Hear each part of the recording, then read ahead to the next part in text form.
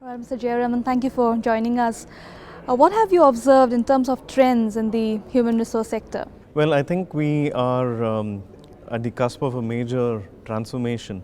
So, all along, HR has played the enabler role. I think the time is right for HR to step up and play a strategic role aided by technology. So, I'm quite excited by some of the new trends that are coming up.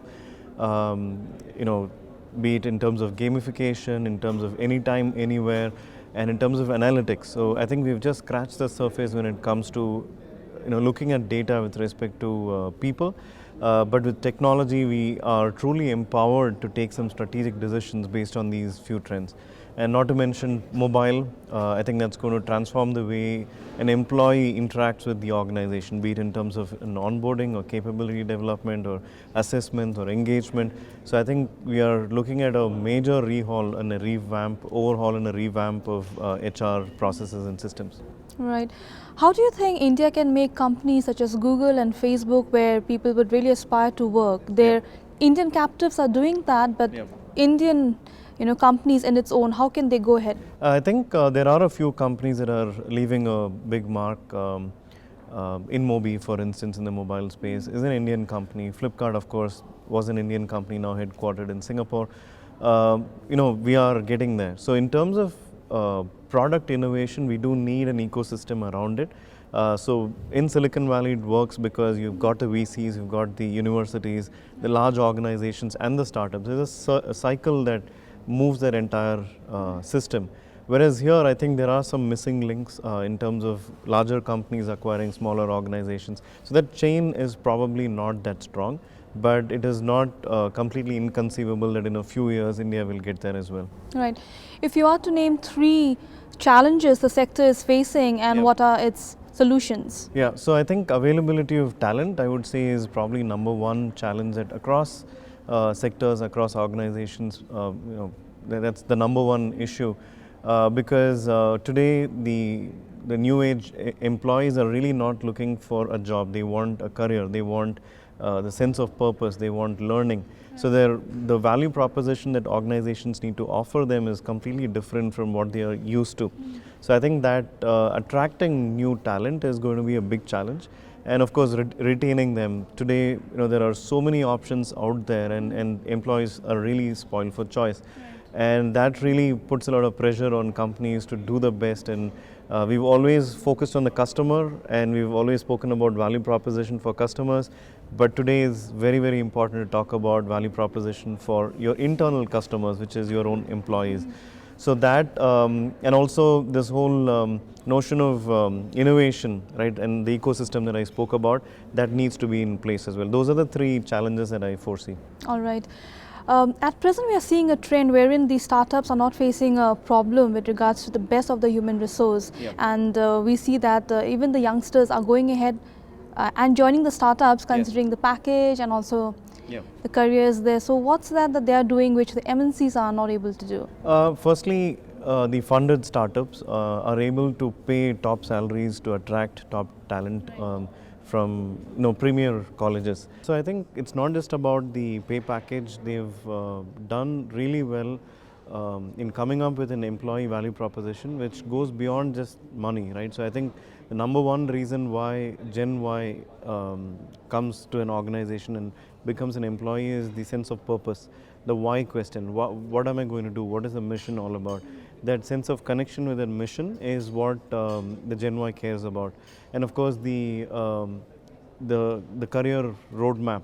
Some of these organizations are able to provide a faster career growth for youngsters. So you will find people in their late 20s becoming VPs and senior VPs and things like that. So that kind of an accelerated career progression becomes a very attractive value proposition for the youngsters. All right. Well, if you could also tell us about the panel takeaways where you were the speaker, the takeaways for the delegates as well as for the speakers themselves. Yeah, so we had a wide-ranging set of opinions on what needs to be done, where HR leaders are currently, what are the gaps and what can we do to transform the HR function into something that's more strategic.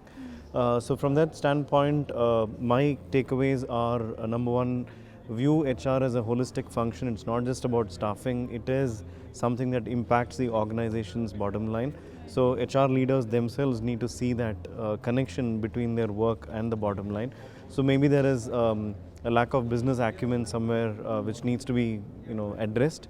So from the learning perspective for HR, I would focus on firstly business acumen. Second is culture.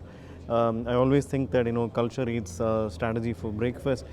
Culture is what produces results, not strategy.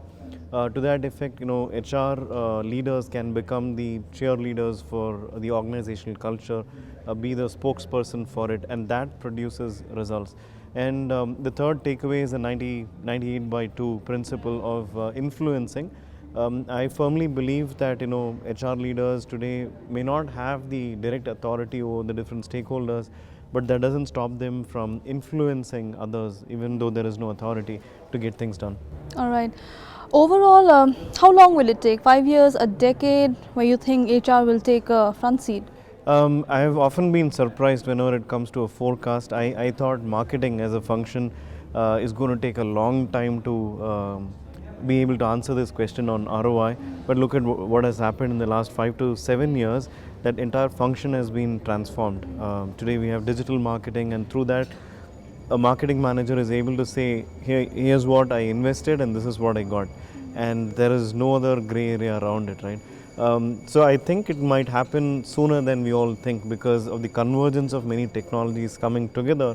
And I think the smarter companies will adopt these technologies faster, will survive, and a lot of other companies I predict will fall by the wayside because they're not fast enough to adopt something that's revolutionary. Right. You also emphasize that HR is not leveraging technology enough. Yes. So where do they start? So I think there are some low-hanging fruits with respect to capability development. For instance, today a lot of attention goes inside the classroom. It is stuck in space and time. So the class has to happen, the training program has to happen at 9 o'clock at this place. If you don't make it, it's gone, right? So I think we need to go beyond that. We need to think anytime, anywhere. Today in the age of mobile phones and always on mindset, I think that's sort of regressive, right? So I think the first low-hanging fruit that the HR can tackle is this whole capability development area. Maybe invest in e-learning, experiential learning, online, mobile learning. So these are things that can immediately give a lot of benefits. All right. Any example you would like to refer to of India, the companies which are already doing it? Yeah, so quite a few of our clients who have adopted gamification. I can talk about HR in specific. A lot of companies tend to focus on HR and on business acumen. The exact pain point that we spoke about today, there are companies that are focusing on that. So that's great news. And of course, as somebody who's learning something new, you'll obviously be overwhelmed with that topic. I've never looked at a balance sheet before. Now you're asking me to impact outcomes. So how do I do it? So the way we approach it is by creating a simulation, create a replica of the real world, a safe learning environment for HR leaders to step in, don the role of a CEO and take multiple decisions and see the outcome of their results. I think a learning methodology like this is very, very important for people who are getting into a new role or people who are in an existing role but want to see the big picture. Right, so completely decentralizing HR from the management in a way. That's right. So self-paced learning and capability development and helping people see the relevance of what they do. So when you're building a cathedral, you could be a worker just looking at the brick, or you could be looking at the wall, or you could say, hey, I'm laying this brick for the cathedral. So today, unfortunately, the HR function, most of it is administrative. They are just looking at the brick. If you step back a little bit, you will see the wall, and if you step back a little bit more, you will see that you are actually building a cathedral. So I think that's a perspective HR needs. But today, because they are so administrative, so process-oriented, they are stuck with those little details with very little time being devoted for big picture items. So through these simulations and gamification methodologies, you can help people step back a little bit, look at the big picture, now go back to your job with a renewed understanding that this is how my role is impacting the big picture.